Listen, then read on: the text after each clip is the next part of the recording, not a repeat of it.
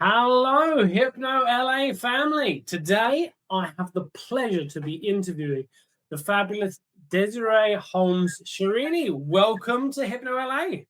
Thank you. So glad to be here. Super exciting to talk to you today. So, for those of you who don't know, Desiree is actually recognized within Washington, D.C. as one of the top hypnotherapists within the area. She's the author of Journey to Joy, The Written Path. She's a certified hypnotherapist, psychic medium, tarot practitioner, and she even hosts her own podcast, The Intuitive Journey with Desiree. Now, we're really excited because she's going to be at Hypno LA presenting tarot archetypes for insight and inspiration. I've always been fascinated by archetypes myself. So, Desiree, tell the lovely people at Hypno LA, what are they going to learn from this presentation you're going to be putting on for us? Okay. One of the things I love doing is combining all the stuff I enjoy and then sharing it with other people. What I'm going to do is I'm going to touch on archetypes in general. What are archetypes? What are some of the major archetypes and how do they reflect in our life? Like from people to things to behaviors. So I'm going to give a little mini workshop on archetypes in general. And then I'm going to be addressing the tarot and talking about the different major arcana and how each of those cards reflect that. Now, why is this useful to a hypnotherapist, you say? Yeah. So, in intuitive work, especially if you have a client that's interested in things like tarot or intuitive work, the idea is to ask them what part of them needs to step forward. Who do you need to be?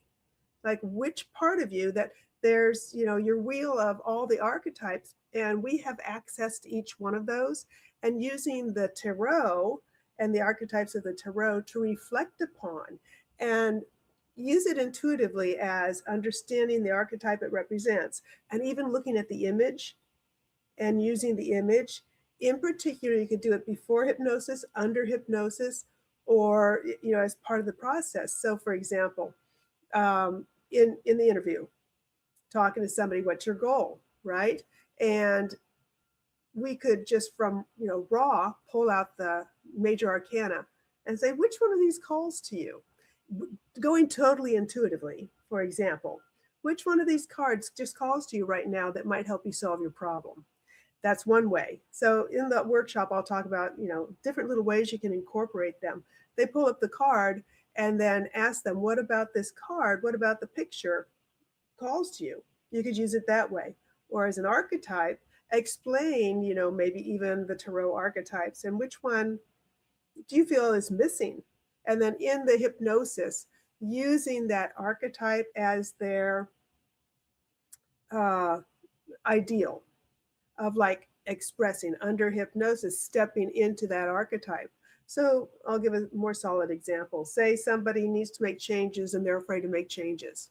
Like they're just feeling stuck. Okay, maybe the magician card, which is all about self-empowerment and pulling in all the different aspects of what's available to themselves to create their own reality, right? And so imagine you're the magician and what's at your disposal. And, how can you use this and be your own magician, put it together and kind of incorporate that archetype inside of you.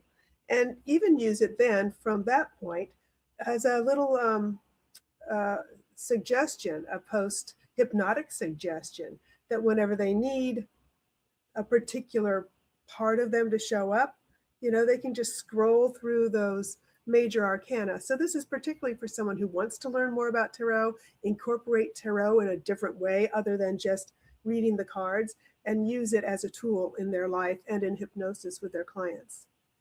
I think that's really fascinating because tarot cards, oracle cards, tons of people like picking a card and knowing more about themselves. But what I think you've shared, which I find quite impactful, is a lot of the time, sometimes as hypnotherapists, we can be like, okay, well, who do you need to be? How do you need to show? And people just don't know. Archetypes, because they're so embedded in our culture, using the tarot, it's almost like here is a menu of potential useful places you could step into or things you could connect with. That's really interesting way to use the tarot. That's interesting. So how did you sort of get to where you are today? Clearly, you've got a background in lots of different things. So where did your journey start? Well, my college degrees in psychology, and so always interested in that. How's the brain work and how are we influenced? And so straight out of college, I worked facilitating groups in communication, personal responsibility, drug and alcohol awareness. Did that for a few years until I had kids. Then I ended up staying home with my kids and wanted to find something I could do while I was with them. My equal and or second love is as an artist. So moved into doing artwork, being a professional artist and teaching art while my kids were growing up because I could work that around.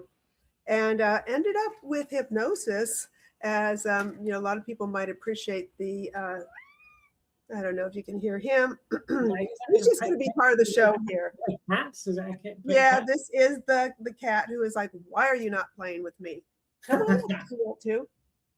Okay, there he is. There we go. And how appropriate, tarot cards and a black cat, right? I think every good witch has a cat. Like that's the way it is, Oh, anyway, and so I happened to see an opportunity show up to get certified as a hypnotherapist back in 2012. I had the money, I had the time out of my teaching schedule as an art teacher, and the kids were older. And I said, wouldn't that be interesting? And here I am now after just falling in love with it and just, making that, going one certification after the other in the direction of that. And I continue to teach art as well. So that's why. What type of art do you teach out of curiosity?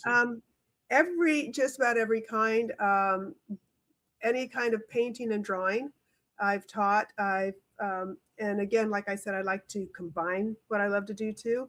So I've even taught some intuitive painting classes where I put people under like a deep meditation or a light trance and put a suggestion in there about, maybe what they want to paint or paint like Van Gogh or, imagine your imaginary world. And it's so much fun. People really find an avenue to even some therapeutic art that way too. So, yeah. So I teach the sticks and stones of painting, perspective and all that, but I also like to add a little bit more intuitive work. It's really interesting just considering obviously you've got like the more logical side and the more intuitive side and how you've gone from the artistic side of things. And obviously hypnosis is another way to sort of either express or elicit those things. And I love how you're sort of molding those things together. Yeah. That's really interesting. So you're in Washington at the moment, is that right? Washington, D.C. So what made you decide to come to Hypno LA? What got you curious to be like, I want to check you guys out? Yeah, well, it is the inaugural one. I thought that was really exciting. And also I'm from Southern California. So it's a chance to come back home, as it were. And, I guess after all these years to come back home and do what I do in a way, it's like full circle, bring it back to LA. And I do love, not so much say presenting, but I love teaching and sharing. So I just love the opportunity to get out there and share, new ideas and meet people, network, get to make new friends that maybe I haven't met in the hypnosis world yet. Nice. Well, it's going to be great to have you with us, and also, bringing a different angle to the tarot. I mean, from my perspective, I've always seen. Some people believe in the mystic arts. Some people are a bit more skeptical, and for me, I see them as a useful tool. Yeah. Whether it's real or not, whatever your beliefs are, that's not my job to give them. But I really like how you're bringing some pragmatic insights into ways that you can utilize these as a tool, which is going to be really great. So before we wrap up for today, Desiree, what advice would you give anyone, a budding hypnotherapist, change worker? What advice would you want to share from your experience that could be useful for the people out there? Yeah, I would say, what I hear a lot, like, on the Facebook groups, like there's, hypnotists or whatever. And there's a lot of people that are new and they're afraid to get started. until they get the next certification, or they're not ready yet, or they don't know what to charge. Or I would say maybe one of the things you could do as someone new and you're not sure, about yourself is, and this, kind of falls right in line with my workshop in a way, find who you need to be. Now, you could do that without tarot, or, but you could say, who would I like to be like? Follow somebody on YouTube, or, find a mentor, not necessarily that they have to be teaching you, but somebody that you can emulate and say, oh, if that's who I would love to be as a hypnotherapist. And it could be several people, right? But follow what they do, look up how they got where they are, and step into one of the workshops I did recently was imposter syndrome, overcoming imposter syndrome. And actually I'll be presenting that in the summer as well. But step into that personality. Ask one of your buddies to hypnotize you, to overcome anything and help you step into that character, that archetype, and let it come forward. So don't be afraid to feel sure about yourself. Don't be, you're doing something. And the only way you're going to get better is by practice. The only way you're going to, really solidify that sense of, I know what I'm doing, is to do it. 100%, fully agree. And that's one of the reasons why we put Hypno LA together, because it's really about the practical skills, the actual doing of the work.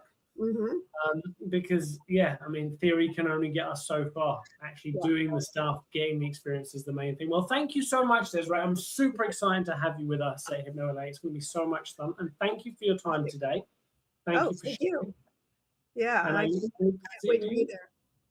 It's going to be good. And for those of you who have yet to buy your tickets to Hypno LA, there'll be a link in the description. Come along. There's so much great knowledge for you to learn. We're fun, we're engaging, and we'd love to see you there. Thank you again, and we'll catch you at the next one.